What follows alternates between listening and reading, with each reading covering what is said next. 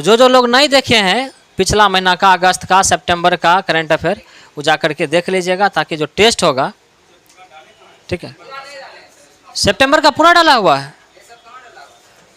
सितंबर महीना का 2 वीडियो डाला हुआ है, पार्ट 1 और पार्ट 2, और पूरा डाला हुआ है, ठीक है। पार्ट 1 और पार्ट 2 2 वीडियो है, पूरा डाला हुआ है। आप जा करके तो देखिए ना, पूरा डाला हुआ है, 2 पार्ट 1 और पार्ट 2 करके 2 वीडियो डाला हुआ है, ठीक है। और अक्टूबर का तो अभी डाल ही देंगे, ठीक है। तो चलिए साहब, अक्टूबर वाला हम लोग कर लेते हैं थोड़ा सा। देखिएगा कि अक्टूबर का पहला जो है, इसमें दिया गया है कि पीएम नरेंद्र मोदी 9वीं बार लाल किले से देश को संबोधित किए और आज़ादी के 100वें वर्ष पूरे होने पर 2047 तक 5 लक्ष्यों के लिए क्या किए हैं, ये आह्वान किए। क्योंकि जब भी प्रधानमंत्री साहब कोई भी चीज़ें को आह्वान कर देते हैं तो समझ लीजिए क्या बन जाता है, वो जीके ही बन जाता है कि क्या बोले थे। तो 15 अगस्त 2022 को इन्होंने क्या किए, 9वीं बार, कितनी बार, 9वीं बार लाल किला के प्राचीर से देश को संबोधित किए।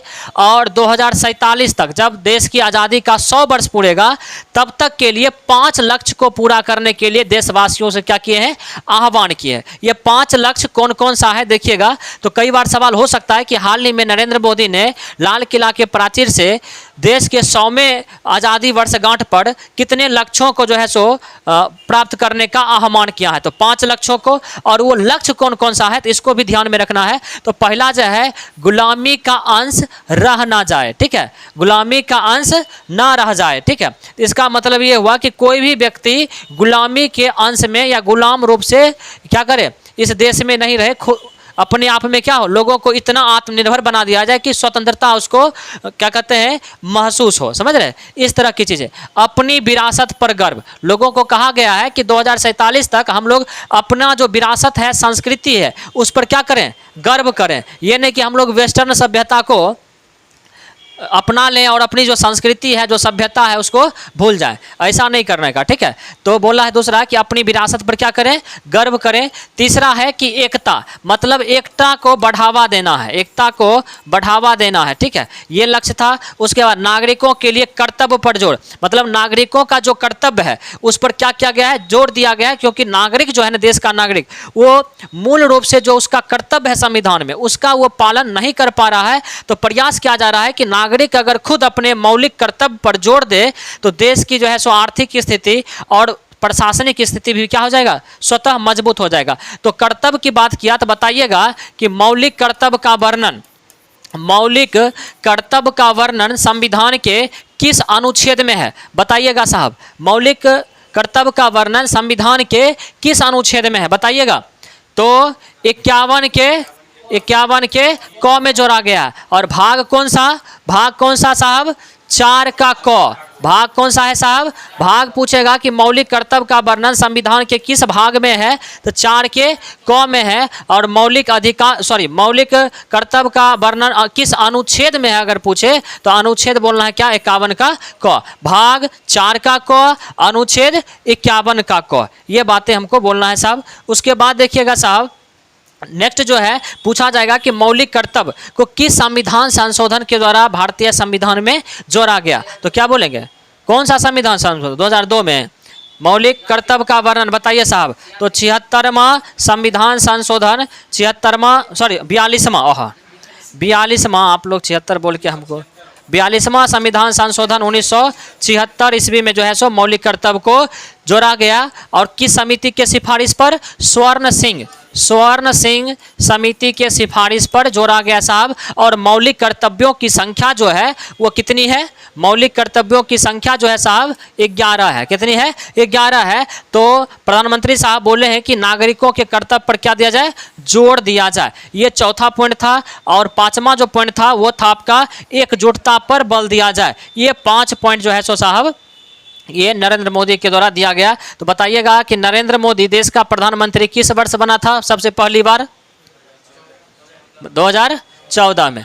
उसके बाद देखिएगा साहब नेक्स्ट कि 75वें स्वतंत्रता दिवस से 100वें स्वतंत्रता दिवस तक 2047 तक अमृत काल के रूप में मनाने जाने की क्या कर दिया गया है, घोषणा किसके द्वारा, प्रधानमंत्री के द्वारा किया गया है। मतलब जो 75वें स्वतंत्रता दिवस मनाया गया है, यहाँ से लेकर के 2047 तक जो 100वें स्वतंत्रता दिवस मनाया जाएगा, इस बीच का जो 25 साल का काल जो कहलाएगा, समय कहलाएगा, कौन सा काल कहलाएगा, अमृत काल कहलाएगा। तो अभी क्या चल रहा है, अमृत काल चल रहा है, समझ रहे बात को, अभी जो चल रहा है अमृत काल चल रहा है, और 100वें जो है सो स्वतंत्रता दिवस तक 2047 तक ये अमृत महोत्सव चलेगा, समझ रहे। तो कई बार देखिए जब भी सरकारें रहती है ना, तो जो सरकारें कुछ भी अगर ला दे तो सवाल वहाँ से क्रिएट किया जाता है, तो हो सकता है पूछ दे कि अमृत महोत्सव का काल कब से कब तक रहेगा, तो क्या बोलेगा, तो 75वें स्वतंत्रता दिवस से लेकर के 100वें स्वतंत्रता दिवस तक और 2047 तक, इतना पॉइंट को याद रखेंगे। उसके बाद देखिएगा साहब, सबसे अधिक बार लाल किले की प्राचीर से अभी जो बोले नरेंद्र मोदी कितना बार भाषण दे चुके थे, कितने बार, 9 बार, जबकि लाल किला से सबसे अधिक बार अगर देश को संबोधन किए हैं तो कौन किए हैं, जवाहरलाल नेहरू। ये भारत के प्रथम प्रधानमंत्री, भारत के प्रथम प्रधानमंत्री थे साहब, इस बात को ध्यान में रखना है।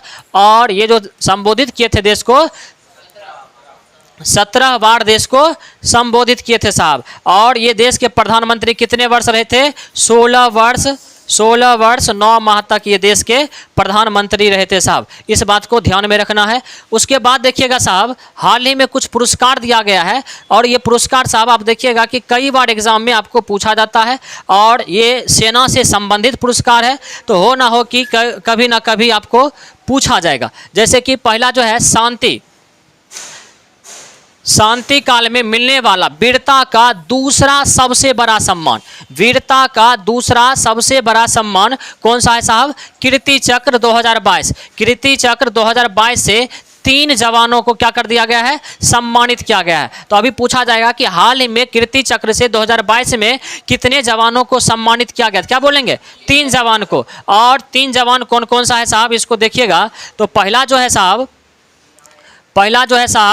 पहला जो है नायक देवेंद्र प्रताप सिंह, कौन है, नायक देवेंद्र प्रताप सिंह। दूसरा का जो है सुदीप सरकार, ठीक है, सुदीप सरकार। और तीसरा जो है साहब जो पाओ 37 गुइटे, क्या नाम है साहब, पाओ 37 गुइटे। देखिए साहब, नाम थोड़ा जो टफ होता है ना, वही भी काम भी टफ वाला करता है, समझ रहे हैं। और नाम रहेगा ना रीना मीना टीना ढीना, तो ये सब नाम याद हो जाएगा, लेकिन ये सब कोई काम का नहीं होता है, समझ रहे हैं। तो नाम थोड़ा टफ होगा, और टफ नाम याद करिएगा तभी साहब नौकरी होने वाला है, समझ रहे हैं ना। तो याद रखना है पाओ सातो गुइटे, समझ रहे हैं। ये तीनों को कौन सा पुरस्कार मिला है, कीर्ति चक्र पुरस्कार 2022। आप यहाँ पर देखिएगा साहब, ये जो पिक है साहब, ये है देवेंद्र प्रताप सिंह का, देवेंद्र प्रताप सिंह का। और ये जो देख रहे हैं आप, ये जो पिक है, ये आपका किसका है, पाओ 37 गुइटे का ये पिक दिया गया, ठीक है साहब। यही जो है, इन्हीं दोनों को क्या मिला है, कौन सा पुरस्कार मिला है, कीर्ति चक्र पुरस्कार 2022। और ये कितने नंबर का पुरस्कार है, वीरता का दूसरा नंबर का। और युद्ध के समय का, देखिए युद्ध के समय का अलग होता है और शांति काल का अलग होता है। नेक्स्ट हम लोग देख लेंगे कि कौन सा शांति काल में मिलता है और कौन सा जो है सो युद्ध के काल में मिलता है। आप देखिएगा साहब, दूसरा ये है आपका शौर्य चक्र 2022। शौर्य चक्र 2022 ये शांति के काल का तीसरा सबसे बड़ा वीरता सम्मान है। ये जो दिया गया है साहब, ये दिया गया है टोटल 13 व्यक्ति को दिया गया है, जिसमें पहला जो है आपका नितिन धानिया, पहला है आपका नितिन धानिया। दूसरा कौन सा है आपका अमित दहिया। तीसरा जो है आपका मेजर संदीप कुमार। चौथा कौन सा है अभिषेक सिंह। पांचवा मृत्युंजय कुमार। उसके बाद अमित कुमार, हवलदार घनश्याम, राघवेंद्र सिंह, कर्णवीर सिंह, जसवीर सिंह, विनायक सिंह, काशीराम नैताम और टीकाराम संपतराव काटेंगे। ठीक है, ये 13 व्यक्ति हैं जिनको क्या दिया गया है, शौर्य चक्र दिया गया है साहब। तो 13 का नाम याद रखना थोड़ा सा मुश्किल है, लेकिन कम से कम एक बार 2 बार पढ़िएगा तो ऑप्शन से भी सही कर सकते हैं, इसीलिए करके ध्यान में रखना है। और कीर्ति चक्र तो तीनों को याद करना है साहब, चलिए साहब, अब बात करें वीरता पुरस्कार की। थोड़ा सा देख लीजिएगा इसका डिटेल्स कि वीरता पुरस्कार जो दिया जाता है साहब, वीरता पुरस्कार दो तरह का दिया जाता है। एक दिया जाता है शांति के काल में, एक दिया जाता है शांति के काल में, और एक जो दिया जाता है वो दिया जाता है युद्ध के काल में दिया जाता है। एक शांति के काल में और एक दिया जाता है युद्ध के काल में। देखिएगा, शांति के काल का सबसे जो बड़ा पुरस्कार है साहब, वो है आपका अशोक चक्र। कौन सा है साहब? अशोक चक्र है। और इसका जो शुरुआत हुआ था वो शुरुआत हुआ था 4 जनवरी 1952 ईस्वी को। और ये देखिएगा साहब, अभी जो हाल ही में दरोगा का एग्जाम हुआ था पिछले बार, वहाँ पूछा गया था कि अशोक चक्र, क्योंकि अशोक चक्र 2021 में बाबू राम को मिला था। बाबू राम को मिला था, जम्मू कश्मीर का ये था साहब, जम्मू कश्मीर का ये शहीद हो गया था, इसे दिया गया था 2021 में बाबू राम को। तो उस समय ये नहीं पूछा कि अशोक चक्र किसको मिला, बल्कि वो घुमा करके पूछ दिया कि अशोक चक्र का शुरुआत कब से किया गया। समझ रहे? तो इस तरह की कई बार ऐसा होता है कि पुरस्कार जब मिलता है ना, तो वो ये नहीं पूछेगा कि ये कब किसको मिला, वो भी पूछ सकता है। 80% 90% तो यही चांस रहता है कि कब मिला, किसको मिला, ये पूछेगा। लेकिन कब से शुरुआत हुआ, ये चीज़ें जो है सो कई बार टफ करना होगा, तो आपको पूछ सकता है। तो अब देखिएगा साहब, ये जो अशोक चक्र है साहब, इसका बनावट किससे होता है? तो ये सोने की कलई की हुई परत होती है। सोने का जो कलई की हुआ मतलब क्या होता है? ऊपर से सोना का होता है ना, पानी चढ़ा देते हैं, उसी तरह का ये सोना का पानी चढ़ाया हुआ रहता चांदी पर, ठीक है। और ये जो पहला जो मिला था साहब, पहला जो 1952 ईस्वी में अशोक चक्र जो मिला था, वो 3 व्यक्ति को मिला था। एक व्यक्ति कौन था? सुहास विश्वास, दूसरा था बचित्तर सिंह, और तीसरा था आपका नर बहादुर थापा, नर बहादुर थापा। और पहली महिला जिसे अशोक चक्र मिला था वो कौन थी साहब? नीरजा भनोट। कौन थी? नीरजा भनोट। उसके बाद देखिएगा, अशोक चक्र किस काल में दिया जाता है बताइए? शांति के काल में या युद्ध के काल में? शांति के काल में। तो शांति के काल में सबसे बड़ा पुरस्कार कौन सा? अशोक चक्र। कब से शुरू किया गया? 4 जनवरी 1952 से शुरू किया गया। अगर बात करें दूसरा, तो शांति के काल का दूसरा सर्वोच्च सम्मान जो है सेना का, वो है आपका कीर्ति चक्र, जो हाल ही में 2022 में कितने व्यक्ति को दिया गया है? 3 व्यक्ति को दिया गया है। ये शांति के काल का है। तो शांति के काल का है साहब, तो इसकी भी शुरुआत कब से हुई है? 4 जनवरी 1952 को। हालांकि इसकी घोषणा जो हो गई थी 1947 से, लेकिन देना जो प्रारंभ हुआ 1952 से शुरू हुआ, ठीक है। और इसकी जो बनावट होती है साहब, ये स्टैंडर्ड चांदी का बना हुआ होता है। किससे बना होता है? स्टैंडर्ड चांदी का बना हुआ होता है कीर्ति चक्र। और ये जो पहला जो दिया गया था साहब, गुरुचरण सिंह को दिया गया, सेवा राम को दिया गया, अमर सिंह को दिया गया, और हरदयाल सिंह को दिया गया, ठीक है साहब। तो ये 4 व्यक्ति का ध्यान में रखना है। उसके बाद देखिएगा साहब, शांति के काल का तीसरा सर्वोच्च सम्मान जो है वो है आपका शौर्य चक्र, जो 2022 में कितने व्यक्ति को दिया गया है? 13 व्यक्ति को। 2022 में टोटल 13 व्यक्ति को शौर्य चक्र दिया गया। तो कई बार सवाल पूछ देता है कि शौर्य चक्र निम्नलिखित में से किन काल में दिया जाता है? शांति के काल में या युद्ध के काल में? तो क्या बोलेंगे हम लोग? शांति के काल में। तो 3 सम्मान शांति के काल में। तो सबसे बड़ा शांति के काल में कौन सा था? अशोक चक्र। दूसरा कौन सा है साहब? कीर्ति चक्र। और तीसरा कौन सा है साहब? शौर्य चक्र। इसकी भी जो शुरुआत हुई थी साहब 4 जनवरी 1952 को, और पहला जो दिया गया था किसे दिया गया? करतार सिंह को। उसके बाद देखिएगा साहब, नेक्स्ट जो होगा वो है आपका युद्ध के काल का। कब का है? युद्ध के काल का है। इसको देखिएगा कि युद्ध काल का सर्वोच्च सम्मान, ये सेना को दिए जाने वाला युद्ध के काल का सर्वोच्च जो सम्मान है वो कौन है साहब? परमवीर चक्र। ये युद्ध के समय में, वो शांति के समय में। शांति का समय का मतलब ये हुआ कि ऐसे मान लीजिए कि किसी देश से लड़ाई नहीं चल रहा है, लेकिन आतंकवादी घटना के कारण या और भी घटना के कारण कोई विशेष काम किया, विशेष साहसी या वीरता दिखाया, तो उस समय में दिया जाता है। लेकिन जब किसी देश के साथ युद्ध कर रहा है, उस समय जाकर के तब कोई वीरता वाला काम कर दिया कोई सेना, तब उसको दिया जाता है कौन सा? इस तरह का पुरस्कार। तो उसको बोलते हैं युद्ध काल का पुरस्कार, ठीक है। तो युद्ध काल का सबसे बड़ा वीरता पुरस्कार कौन सा है साहब? परमवीर चक्र। इसकी जो शुरुआत हुई है कब से हुई है? 26 जनवरी 1950 को। और इसका जो बनावट होता है वो क्या होता है?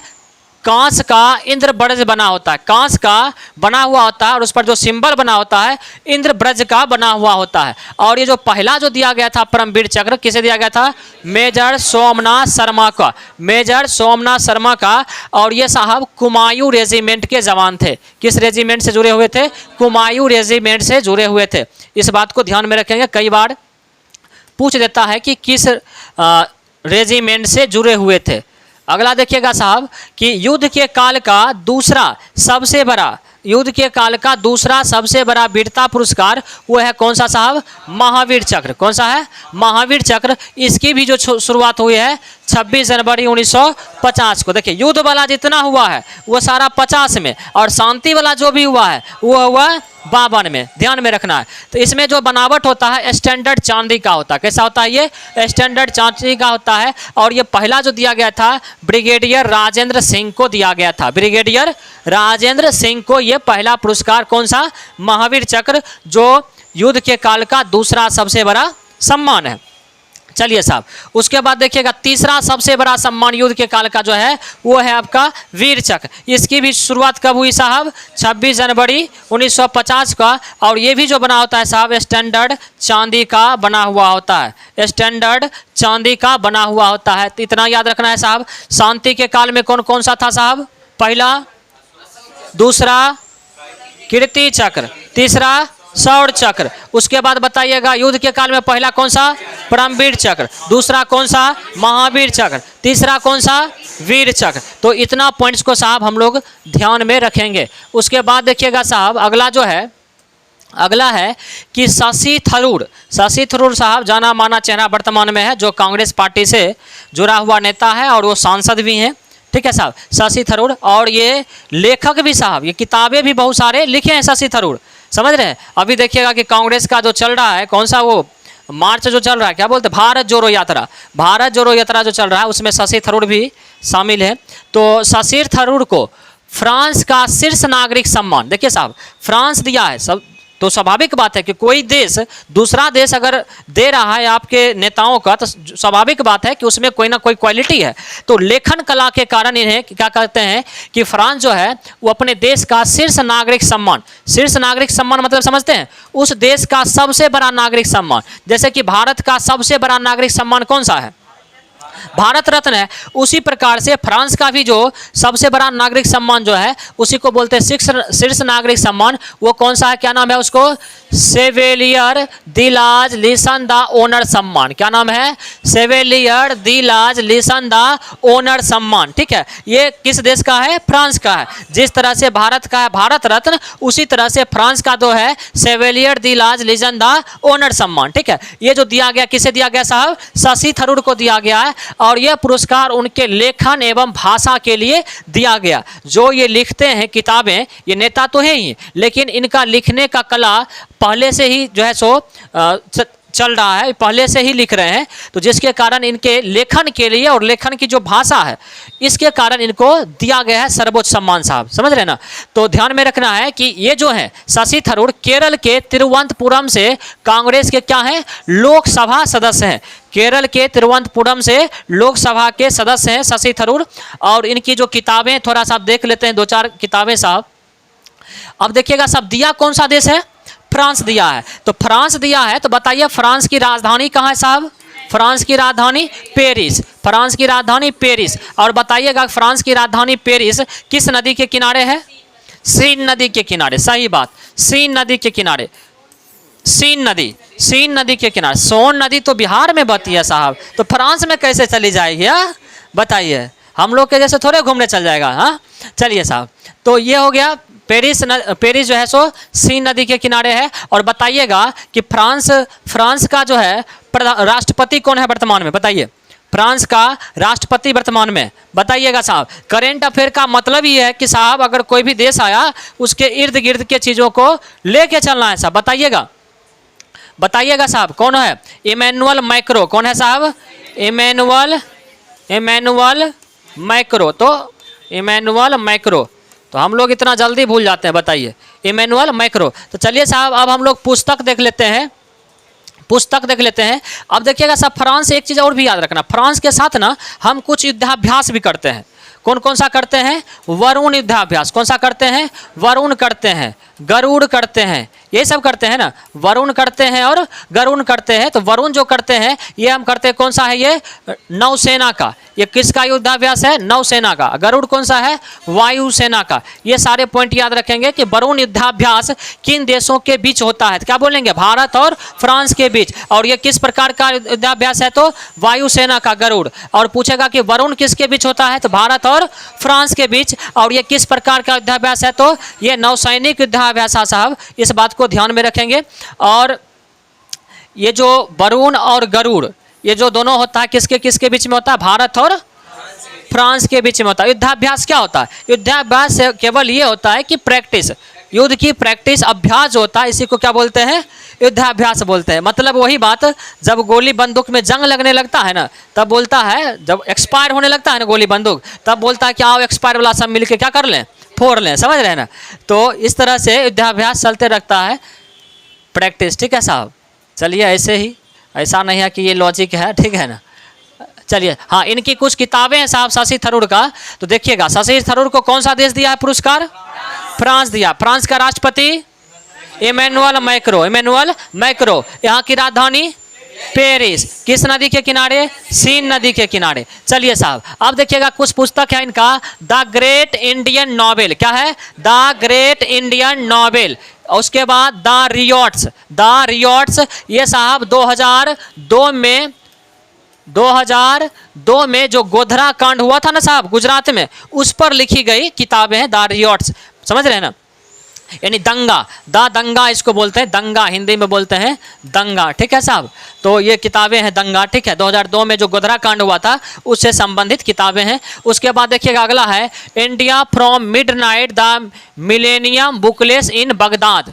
India from midnight the millennium bookless in Baghdad, ये किताबें इनका। उसका नाम है the British empire in India. The British empire in India, ये किताबें हैं। उनके बाद क्या है? Why I am Hindu. Why I am Hindu मतलब मैं हिंदू क्यों हूँ, मैं हिंदू क्यों हूँ, ये इनकी किताबें हैं। उसके बाद the periodical prime minister. The periodical prime minister, Hindi में इसको बोलते हैं विरोधाभासी प्रधानमंत्री। और ये जो लिखा गया, कब लिखा गया साहब?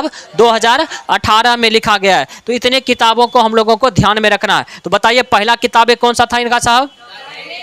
The great Indian novel. दूसरा कौन सा है? The riots. तीसरा कौन सा है? Indian from midnight the millennium bookless in Baghdad. उसके बाद कौन सा है? The British empire in India. उसके बाद क्या है? Why I am Hindu. उसके बाद क्या है? द पीरियोडिकल प्राइम मिनिस्टर मतलब विरोधाभास प्रधानमंत्री। और ये कब लिखा गया? 2018 में लिखा गया। उसके बाद देखिएगा साहब नेक्स्ट अगला जो है साहब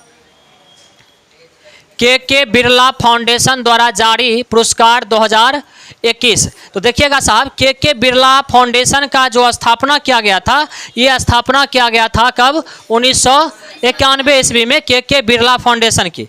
के बिरला फाउंडेशन की जो स्थापना किया गया, कब किया गया?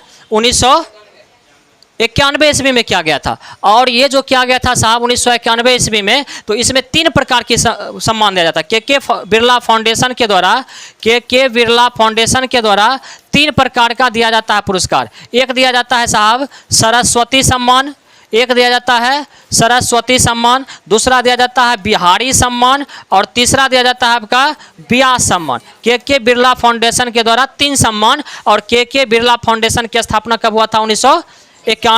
1991 ईस्वी में। अब देखिएगा साहब पहला यहाँ पर है 31वां सरस्वती सम्मान 2021। 31वां सरस्वती सम्मान 2021। ऐसे 32वां भी रिलीज हो चुका है, अगले महीने में हम लोग पढ़ेंगे। लेकिन कई बार होता है कि बैक वाला भी पूछ देता है, तो ध्यान में रखना है 31वां सरस्वती सम्मान। अच्छा देखिएगा साहब ये सारे जो सम्मान है, सरस्वती सम्मान, बिहारी सम्मान या व्यास सम्मान, ये सब किस क्षेत्र में दिया जाता है साहब? किस क्षेत्र में? साहित्य के क्षेत्र में। किस क्षेत्र में? साहित्य के क्षेत्र में साहब दिया जाता है। ये सारे साहित्य के क्षेत्र में दिया जाता है साहब। अब देखिएगा कि इसमें जो 31वां सरस्वती सम्मान 2021 जो दिया गया, किसे दिया गया है? प्रोफेसर रामदरस मिश्र। प्रोफेसर रामदरस मिश्र को क्या दिया गया है? सरस्वती सम्मान। किस फाउंडेशन द्वारा? के बिरला फाउंडेशन के द्वारा, के बिरला फाउंडेशन के द्वारा। और किस किताब के लिए दिया गया है इसे? मैं तो यहाँ हूँ। क्या है? मैं तो यहाँ हूँ, मैं तो यहाँ हूँ। इस किताब के लिए किनको दिया गया है? रामदरस मिश्र को। और कौन सा पुरस्कार? सरस्वती सम्मान। किताब कौन सा? मैं तो यहाँ हूँ। और 2020 में जो दिया गया था साहब सरस्वती सम्मान, वो शरद कुमार लिम्बाने को। और किस किताब के लिए? सनातन के लिए। तो आप देखिए साहब, जो 31वां दिया गया था रामदरस मिश्र, ये है साहब रामदरस मिश्र, ठीक है। और ये जो आप देख रहे हैं, ये है शरद कुमार लिम्बाने, शरद कुमार लिम्बाने। और सबसे पहला जो सरस्वती सम्मान दिया गया था 1991 ईस्वी में, वो दिया गया था किसे साहब? हरिवंश राय बच्चन को, हरिवंश राय बच्चन को। और उनकी कौन सी किताबें थी? आत्मकथा के लिए। तो पहला सरस्वती सम्मान किसको मिला? हरिवंश राय बच्चन को, ठीक है। तो इनको दिया गया साहब। और ये जो साहब आप देख रहे हैं, यही है हरिवंश राय बच्चन, मतलब अमिताभ बच्चन के पिताजी, समझ रहे हैं। देखिए, एक जो है सो कवि थे नहीं, और एक जो है सो क्या बन गए? एक्टर बन गए नहीं। चलिए साहब, ये तो हो गया क्लियर। उसके बाद देखिएगा साहब,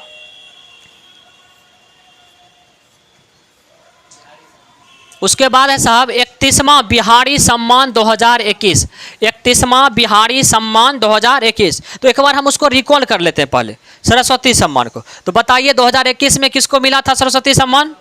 प्रोफेसर रामदरस मिश्र को। किस किताब के लिए? मैं तो यहाँ हूँ।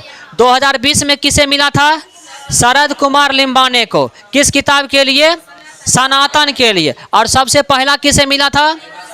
हरिवंश राय बच्चन को। किस किताब के लिए? आत्मकथा के लिए। कब मिला था? 1991 ईस्वी में। चलिए, आप लोग होशियार हैं साहब।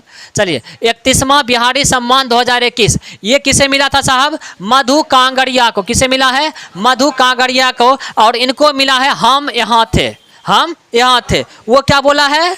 मैं तो यहाँ हूँ। और ये क्या कर रहा है? हम तो यहाँ थे नहीं।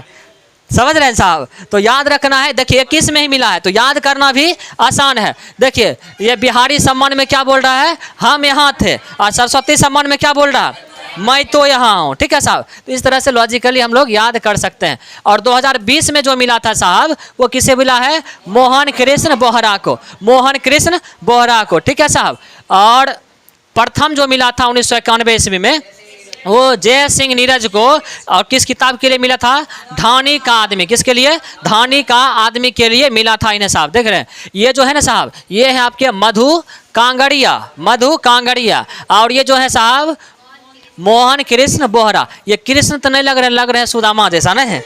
चलिए साहब, हाँ चलिए, कोई बात नहीं है। चलिए लिख, देखिए कुछ भी लग रहे हैं, लेकिन काम तो बड़ा किया है ना साहब, तब तो सम्मान इतना बड़ा मिल रहा है। समझ रहे हैं ना? तो देखिए साहब, प्रोफेसर रामदरस मिश्र जो थे, वो क्या कर रहे हैं? मैं तो यहाँ हूँ। और मधु कांगड़िया क्या कर रही हैं? हम तो यहाँ थे। समझ रहे हैं ना? चलिए साहब, उसके बाद देखिएगा साहब 31वां व्यास सम्मान 2021, 31वां व्यास सम्मान 2021, ये किसे दिया गया साहब? अजगर वजाहत, अजगर वजाहत। और ये किसके लिए साहब? महाबली के लिए दिया गया। और यही है साहब, देखिए इनकी किताबें हैं महाबली, है ना। और ये है साहब असगर वजाहत, ठीक है साहब। इस बात को ध्यान में रखेंगे। तो के बिरला फाउंडेशन के द्वारा कितने पुरस्कार? कौन कौन सा?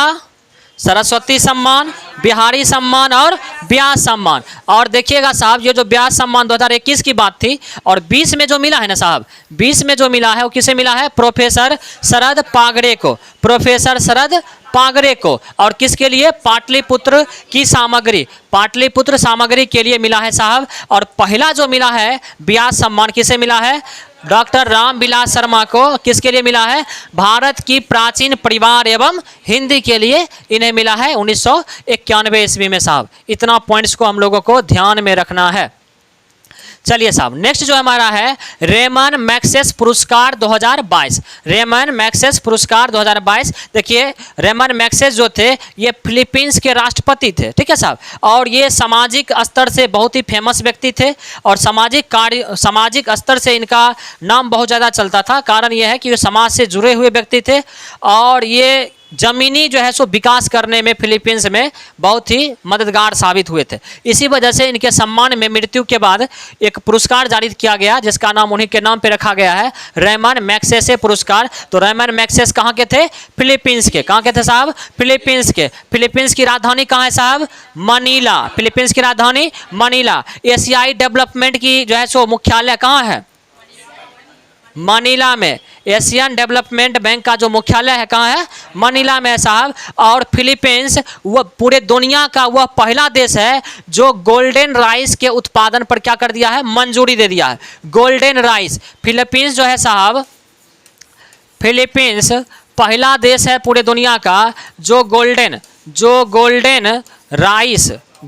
राइस के क्या दिया है? मंजूरी दे दिया है। गोल्डन राइस में जो है ना साहब प्रचुर मात्रा में विटामिन ए पाया जाता है। लेकिन होता क्या है कि प्रचुर मात्रा में पाया तो जाता है, लेकिन जिस भूमि पर ये होती है ना, वहाँ का जो भूमि जो है ना वो बंजर बना देता है, वहाँ पर नाइट्रोजन की मात्रा बहुत घटा देता है, जिसके कारण इसको कोई भी देश मंजूरी देना नहीं चाहता है। जिसके कारण लेकिन पहली बार जो दिया है साहब वो कौन दिया है?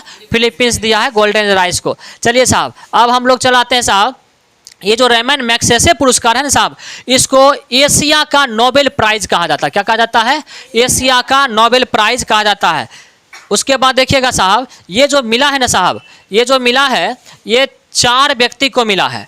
4 व्यक्ति को मिला है साहब। पहला जो व्यक्ति है ना सेठी यारा छिम, क्या नाम है? सेठी यारा छिम, ठीक है। और ये कहाँ के हैं साहब? कंबोडिया के। कहाँ के साहब? कंबोडिया के साहब है। नाम क्या है इसका? सेठी यारा छिम, ठीक है साहब। देख लीजिए यही है साहब, ये क्या है? सेठी यारा छिम है ये। और इनको कौन सा पुरस्कार मिला है? रेमन मैग्सेसे पुरस्कार। क्यों मिला है देखिएगा साहब, खमेर रूज के शासन काल में सताए गए पीड़ितों के इलाज के लिए। मतलब खमेर रूज जो था ना वो फिलीपींस का शासक था उस समय, समझ रहे हैं ना। और उस समय ये क्या करता था? बहुत सारे लोगों को सताया करता था। तो उस सारे जो पीड़ित सताए हुए पीड़ित लोग थे इनको ये क्या किए हैं? इलाज किए हैं। ये पेशे से साहब डॉक्टर हैं और ये इलाज किए हैं। इसी वजह से इनको क्या कहते हैं? सामाजिक कार्य करने के लिए रेमन मैग्सेसे पुरस्कार दिया गया है। क्योंकि हम पहले ही बताएं कि रेमन मैग्सेसे जो राष्ट्रपति थे ये सामाजिक कार्यकर्ता एक तरह से थे। समाजों को उत्थान के लिए बहुत सारे काम किए थे, जिसके कारण सामाजिक काम करने वाले लोगों को इस प्रकार की क्या कहते हैं? पुरस्कार दिया जाता है। अब देखिएगा साहब दूसरा जो आदमी है ये है तदाशी हटोरी। क्या नाम है इसका? तदाशी हटोरी, ठीक है। ये कहाँ के साहब? जापानी नेत्र विशेषज्ञ। ये कहाँ के रहने वाले हैं? जापान के। तो कई बार सवाल ये भी पूछ देगा कि किस देश के रहने वाले हैं, किसके लिए दिया गया? तो नेत्र विशेषज्ञ हैं। यहाँ पर जो है सो फ्री में जो है सो आंखों का इलाज ये करते हैं तदाशी हटोरी, ठीक है साहब। ये जो आप देख रहे हैं साहब तदाशी हटोरी, ये है तदाशी हटोरी, ये है साहब, ठीक है। तो इस बात को ध्यान में रखेंगे। पहला जो था वो कौन था? सेठी यारा छिम, कहाँ के? कंबोडिया का। दूसरा कौन है? तदाशी हटोरी, ये कहाँ के साहब? जापान के। ये नेत्र विशेषज्ञ हैं। और ये देखिएगा साहब वियतनाम में हजारों ग्रामीण के इलाज के लिए, वियतनाम में साहब हजारों ग्रामीणों का ये क्या किए हैं? इलाज किए हैं, जिसके कारण ये सामाजिक कार्यों के कारण उन्हें ये पुरस्कार दिया गया है। तीसरा जो है साहब बर्नाडेट मैड्रिड। क्या नाम है इनका? Bernadette Madrid. और ये जो है साहब फिलीपींस के बाल विशेषज्ञ हैं, बाल विशेषज्ञ, ठीक है। फिलीपींस के बाल विशेषज्ञ हैं साहब, ठीक है। मतलब बाल विशेषज्ञ मतलब समझ रहे हैं ना। चलिए बाल मतलब ये मत समझ लीजिएगा कि शिशु विशेषज्ञ, ठीक है। चलिए हाँ मतलब सर वाला बाल, समझ रहे हैं। तो इस प्रकार से चलिए साहब, तो ये है साहब आपका बर्नाडेट मैड्रिड, ये है साहब बर्नाडेट मैड्रिड, ठीक है। उसके बाद देखिएगा सामाजिक सहायता प्रदान करने के लिए इन्हें रेमन मैग्सेसे पुरस्कार दिया गया है। उसके बाद देखिएगा चौथा जो है साहब गैरी बेन चेघिव। क्या है? गैरी बेन चेघिव, हाँ गैरी बेन चेघिव। इन्हें जो साहब है इंडोनेशियाई पर्यावरण कार्यकर्ता हैं। कहाँ के हैं? इंडोनेशियाई पर्यावरण कार्यकर्ता हैं। और इन्हें जो है सो साहब नदियों को प्लास्टिक प्रदूषण से मुक्त करने के लिए, नदियों में जो प्लास्टिक प्रदूषण जाता है इसको मुक्त करने के लिए इन्हें क्या दिया गया है? रेमन मैग्सेसे पुरस्कार दिया गया है। तो बताइएगा साहब पहला कौन सा है, किन्हें दिया गया है? सेठी यारा छिम। कहाँ के हैं? कंबोडिया के। किसके लिए दिया गया साहब?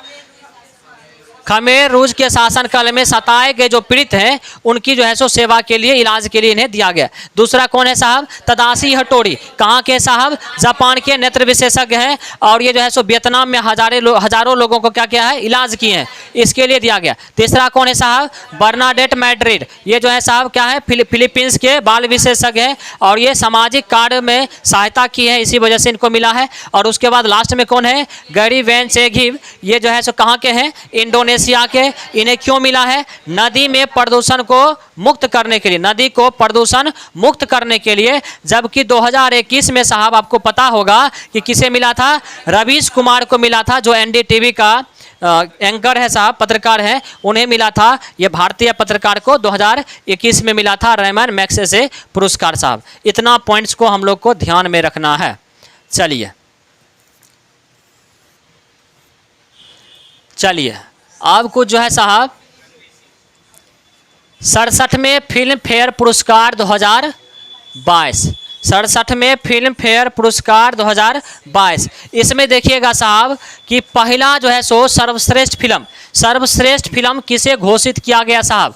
किसे घोषित किया गया है? शेरशाह को। और शेरशाह किसके द्वारा फिल्म निर्देशित किया गया है? विष्णुवर्धन के द्वारा। मतलब शेरशाह फिल्म का जो निर्देशक है, डायरेक्टर है, वो कौन है? विष्णुवर्धन है। देखिए साहब, जब भी अगर करंट अफेयर पूछता है ना, तो हीरो हीरोइन का नाम कम में पूछेगा, समझ रहे? उसके निर्देशक का नाम पूछेगा, समझ रहे? क्योंकि सबको पता है कि देखिए हीरो हीरोइन सब पहचान ही लेता है, समझ रहे? निर्देशक का नाम कोई नहीं जानता है। जो मेन रोल करता है, जिसका मेन योगदान होता है, उसको कोई जानता ही नहीं है, जो पर्दा के पीछे काम करता है। पर्दा वाले को तो सब जानता है, समझ रहे हैं? ट्रेलर रिलीज नहीं हुआ कि पहले पता चल जाता है, समझ रहे? इसलिए हीरो हीरोइन का नहीं पूछेगा, समझ रहे हैं ना? तो पूछा जाएगा कि सर्वश्रेष्ठ फिल्म किसे घोषित किया गया साहब? शेरशाह को। और इसके निर्देशक कौन है? विष्णुवर्धन। और सर्वश्रेष्ठ निर्देशक भी किसे घोषित किया गया है? विष्णुवर्धन को। किस फिल्म के लिए? शेरशाह के लिए। देखिए, सर्वश्रेष्ठ फिल्म शेरशाह को और निर्देशक विष्णुवर्धन। और सर्वश्रेष्ठ निर्देशक विष्णुवर्धन किसके लिए? शेरशाह के लिए। ठीक है साहब, ये पुरस्कार इसको दिलवाया, ये पुरस्कार इसको दिलवाया नहीं। चलिए साहब, अब देखिएगा कि सर्वश्रेष्ठ अभिनेता मतलब सर्वश्रेष्ठ हीरो, समझ रहे हैं ना? हाँ, रणवीर सिंह, सही बात है, रणवीर सिंह। और फोटो से, अच्छा चलिए कोई बात नहीं है। तो किस फिल्म के लिए मिला है? फिल्म कौन सा? 83। फिल्म 83 के लिए मिला साहब। ये किस पर आधारित है? कपिल देव के, शायद ये क्रिकेट पर आधारित फिल्म है साहब। ठीक है, तो हम लोग ये सब फिल्म थोड़े देखेंगे, क्योंकि हमारे इतिहास से जुड़ा हुआ है ना, ये सब हम थोड़े देखेंगे। ये लगा, वो फिल्म जब रिलीज हुआ तो लगबे न करेगा, लेकिन हम लोग ये सब थोड़े देखते हैं, है कि नहीं? चलिए, सर्वश्रेष्ठ अभिनेत्री किसे घोषित किया गया साहब? कृति सेनन को। किसे घोषित किया गया? कृति सेनन को। और किस फिल्म के लिए साहब? मिमी के लिए। किस फिल्म के लिए? मिमी के लिए साहब। तो आप पिक देख लीजिए, यही है कृति सेनन और ये है रणवीर सिंह। ये है रणवीर सिंह और इसको चिन्ह रहे हैं, ये कौन है? हाँ बताइए, इसको नहीं पहचानिएगा। देखिए, लाइफ टाइम अचीवमेंट पुरस्कार, लाइफ टाइम अचीवमेंट पुरस्कार जो दिया गया, किसे दिया गया है? सुभाष घई। किसे दिया गया है साहब? सुभाष घई को। और ये जो है साहब निर्देशक हैं, क्या है ये साहब? निर्देशक है सुभाष घई। इनकी कई फिल्में जो है सो बहुत सारी फिल्म जो है ना जो हिट हुआ है, ठीक है, यही है साहब सुभाष घई। ठीक है साहब, इनको ध्यान में रखना है। ठीक है, चलिए साहब, तो बताइएगा कि सर्वश्रेष्ठ फिल्म किसे घोषित किया गया है?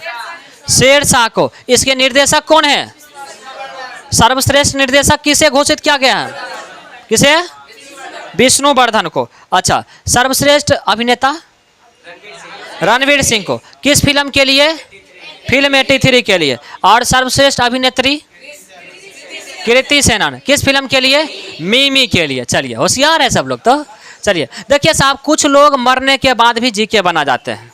जिंदा हम तो जीके बनेबे करते हैं, मरने के बाद भी हम लोग के लिए जीके बना के जाते हैं। ठीक है साहब, मतलब उसका बेटा पोता सब भूल जाए उसका नाम, कोई दिक्कत नहीं है, लेकिन हमको नहीं भूलना है, समझ रहे हैं ना? हमको याद करके रखना है, समझ रहे हैं? और नहीं तो मरला के बाद हो एगो जीके गलती करवा के जाएगा, समझ रहे हैं ना?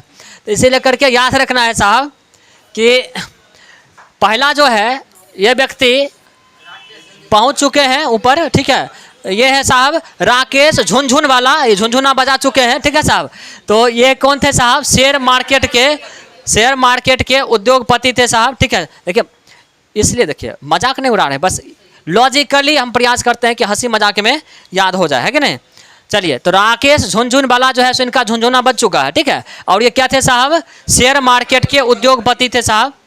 उसके बाद देखिएगा नेक्स्ट जो है साहब, वो जो प्यारे हो गए हैं, देखिएगा मिखाइल गोर्बाचोव। क्या नाम है साहब, मिखाइल गोर्बाचोव। ये जो है रूस के पूर्व राष्ट्रपति साहब। और इन्हीं के शासनकाल में 1991 ईस्वी में क्या हुआ था, रूस का विघटन हो गया था। सोवियत रूस जो टूटा था, कब टूटा था, 1991 ईस्वी में। अभी जो आप देख रहे हैं कि यूक्रेन और रूस की जो लड़ाई चल रही है, मेन यही है कि रूस को फिर से चाह रहा अखंड रूस बना दे, समझ रहे हैं। इसी वजह से, क्योंकि यूक्रेन, कजाकिस्तान समझ रहे, क्या कहते हैं ये, क्या और भी जो अगल बगल का देश है, क्या कि वो बेलारूस वगैरह, ये सारे किसका हिस्सा है, ये सारे जो है सो रूस का हिस्सा। रूस टूटने के बाद इतना देश बना है, समझ रहे हैं ना। तो इन्हीं के शासनकाल में जो है सो 1991 में रूस का क्या हो गया था, विखंडन हो गया था, समझ रहे हैं ना। तो इनको जो है सो साहब, ये जो है सो जिनके शासनकाल में हुआ था, जिनका नाम क्या था, मिखाइल गोर्बाचोव, ये भी साहब, इनका भी निधन हो गया है। और ये साहब, इनको याद किया जाता था, शीत युद्ध को समाप्त करने के लिए इन्हें 1991 ईस्वी में ही क्या दिया गया था साहब, नोबेल प्राइज दिया गया था। इस बात को ध्यान में रखेंगे। उसके बाद साहब एक बड़ा ही फेमस सावन कुमार फिल्म निर्देशक थे, इनका भी जो है सो निधन हो गया। ये कई फिल्म जो है सो दिए थे जो हिट हुआ था, जैसे कि आपका हो गया सौतन की बेटी, सौतन, सनम बेवफा, प्यार की जीत, ये सब फिल्में इनकी साहब थी। सावन कुमार का क्या हुआ,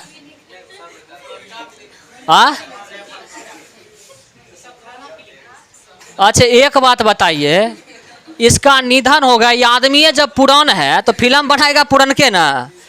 अभी तो जो जिंदा है वो ना फिल्म बनाएगा, तो कहते हैं पुराना फिल्म है। तो ये सब फिल्म जो सौतन की बेटी वगैरह है, ये सब सामाजिक फिल्म है साहब, समझ रहे हैं। हम लोग 2-3 बार इसको देखे हैं, समझ रहे हैं। चलिए चलिए, उसके बाद देखिएगा साहब, नेक्स्ट जो है प्रोफेसर अभिजीत सेन, ये अर्थशास्त्री से थे साहब। और इनका भी क्या हो गया, निधन हो गया। ये राष्ट्रीय कृषि विकास योजना का प्रतिपादन किए थे 2007 ईस्वी में। चलिए साहब, ये सारा हो गया मृत्यु वाला, तो प्रमुख मृत्यु हो गया साहब। चलिए, तो कौन कौन किन का डेथ हुआ बताइए, कुछ बोलना चाहते हैं क्या। तो मृत्यु किनका हुआ था, पहला बताइए किनका हुआ था, राकेश झुनझुनवाला। ये क्या थे, शेयर बाजार के उद्योगपति थे। उसके बाद किनका था, मिखाइल गोर्बाचोव, कहाँ के थे ये, रूस के पूर्व राष्ट्रपति थे। उसके बाद कौन थे साहब, सावन कुमार जो निर्देशक थे। और उसके बाद कौन बताए थे लास्ट में,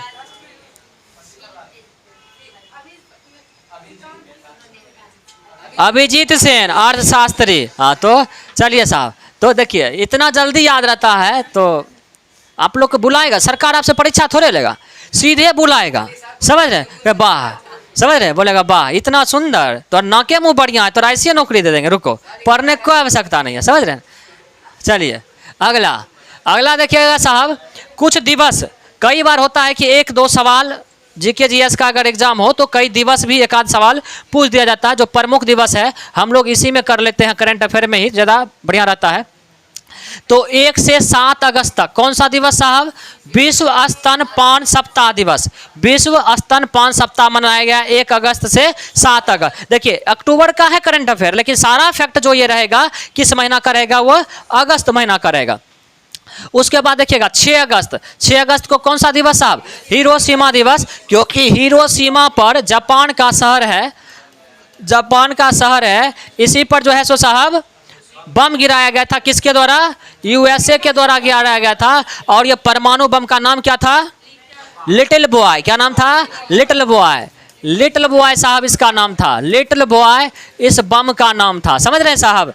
चलिए उसके बाद देखिएगा साहब 7 अगस्त को कौन सा दिवस मनाया जाता है, राष्ट्रीय हथकरघा दिवस। और कब से मनाया जाता है, 2015 से। उसके बाद देखिएगा साहब 9 अगस्त को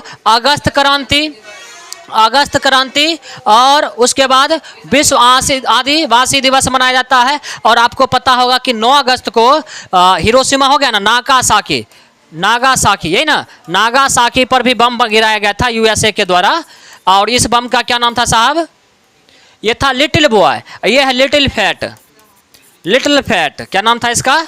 लिटिल फैट साहब, ठीक है। ये 9 अगस्त 1945 को साहब गिराया गया था। 9 अगस्त 1945 को गिराया गया था। इस पॉइंट को ध्यान में रखेंगे। उसके बाद देखिएगा साहब 10 अगस्त को विश्व जैव ईंधन दिवस, विश्व जैव ईंधन दिवस 10 अगस्त को मनाया जाता है।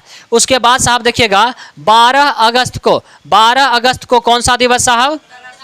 अंतर्राष्ट्रीय युवा दिवस, अंतर्राष्ट्रीय युवा दिवस। तो राष्ट्रीय युवा दिवस कब मनाया जाता है साहब?